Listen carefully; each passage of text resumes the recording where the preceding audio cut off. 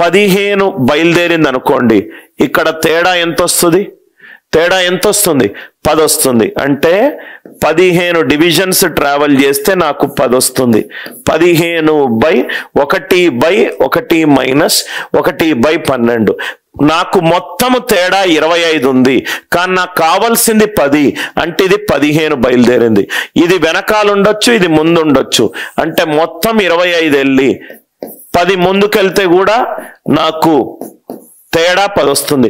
నాకు మొత్తం ఇది చూడండి సార్, నాకు ఇది చూడండి సార్, ఈ రెండిటి మధ్య డిస్టెన్స్ 4 యూనిట్లు. ఈ రెండిటి మధ్య డిస్టెన్స్ 4 యూనిట్లు. నాకు 1 యూనిట్ కావాలి. ఈ రెండు చేతుల మధ్యలో డిస్టెన్స్ 4 యూనిట్లు. నాకు 1 యూనిట్ కావాలి. అంటే ఇది 3 వెళ్ళింది అనుకోండి, ఈ గ్యాప్ ఎంత? 1 యూనిట్. అంటే ఇది 3 వరకు వెళ్ళొచ్చు, ఇది 3 వరకు వెళ్ళొచ్చు. ఇంకో గ్యాప్ ఏంటి? మొత్తం 4 వెళ్ళి ఇటు పక్క 1 వెళ్ళొచ్చు కదా. Yes or no? ఈ రెండిటి మధ్య గ్యాప్ 4, నాకు కావాల్సింది 1. అంటే ఇది 3 వరకు వెళ్ళి దీని వెనకాల 1 గ్యాప్ తోటి ఆగొచ్చు. ఇది మొత్తము వెళ్ళి 1 ముందు గ్యాప్ తీసుకోవచ్చు, 1 ముందు గ్యాప్ తీసుకోవచ్చు. అంటే మినిట్స్ హ్యాండ్ అనేది అవర్ హ్యాండ్ కి వెనకాల ఉండొచ్చు, లేకుంటే ముందు ఉండొచ్చు. Yes or no? ఇప్పుడు నేను ఇక్కడ ఉన్న రైట్, ఆ ఫ్రెండ్ ను మీట్ అవ్వాలి, రైట్ 2 యూనిట్ల గ్యాప్ ఉండాలి. వాడి వెనకాల ఉంటే 2 యూనిట్ల గ్యాప్ వస్తుంది. వాడిని టచ్ చేసి ఇంకా ముందుకు పోతే 2 యూనిట్ల గ్యాప్ వస్తుంది.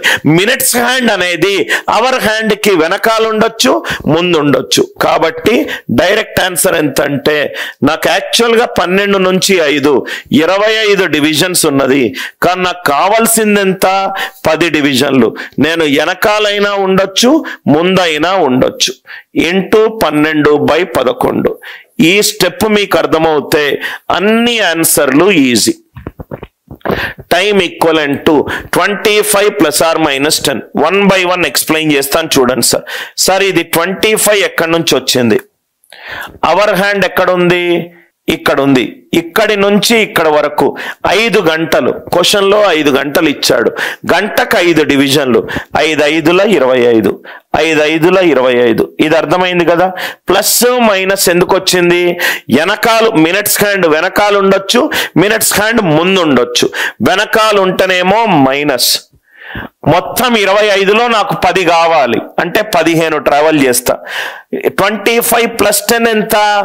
రైట్, మీట్ అయ్యి ముందుకెళ్తాను. ప్లస్ ఆర్ మైనస్ ఎందుకు? మినిట్స్ హ్యాండ్ వెనకాల ఉండొచ్చు, మినిట్స్ హ్యాండ్ ముందు ఉండొచ్చు.